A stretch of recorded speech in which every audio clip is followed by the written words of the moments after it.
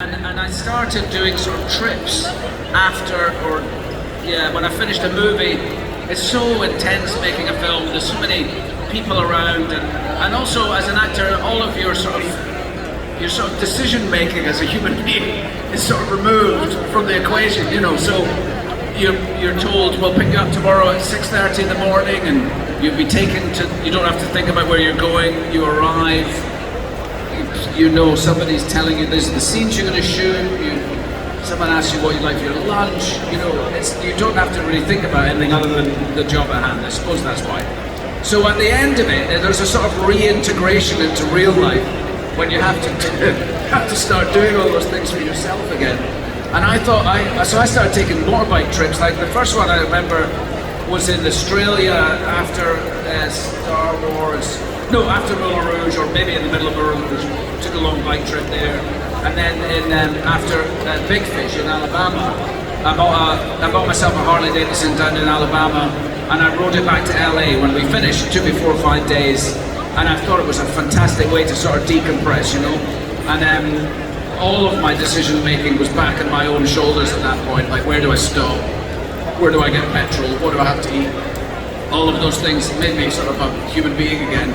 And I just like stuck with it. And then Charlie and I, my friend, were talking about doing a trip to Spain or something.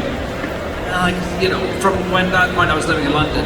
And it's, you know, it's great to write to Spain, that's fine. But I read this book called Jupiter's Travels, written by a guy called Ted Simon.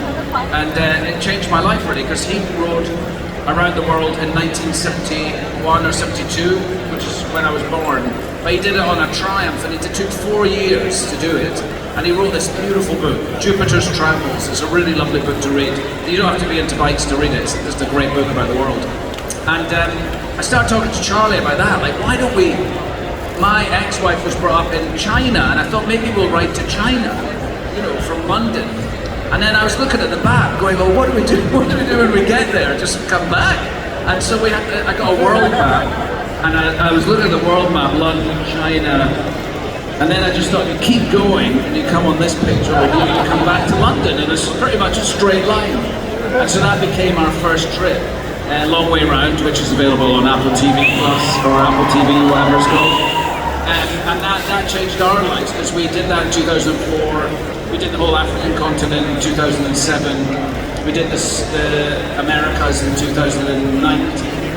And then we just did another one that we just finished this summer, which is our 4th trip, which will be on the television next year. That's exciting, so tune in. What's the longest one I assume it's I think Long Way Round was the longest. It was over 20,000 miles, and it was like 4.5 months.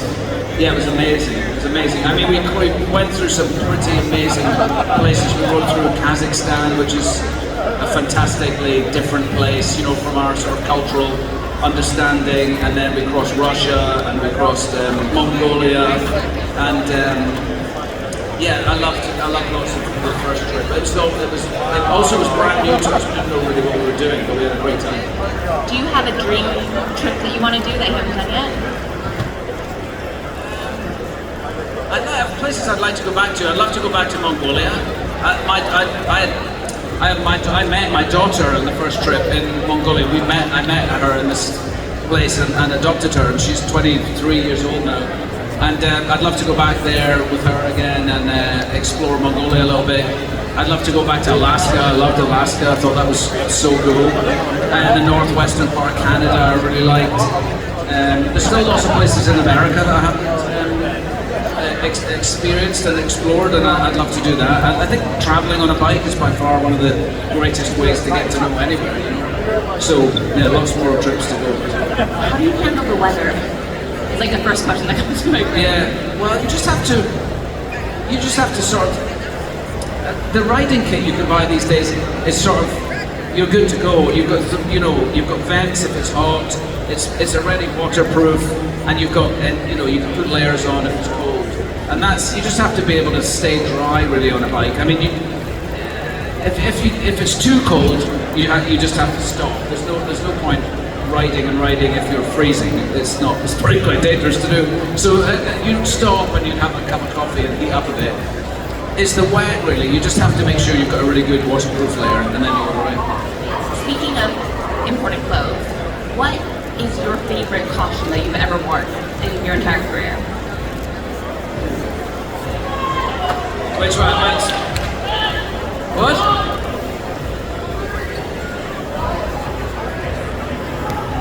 For Robin. You see, it's not fair to have favorite. I don't have favorites because it just wouldn't be fair to them, you know.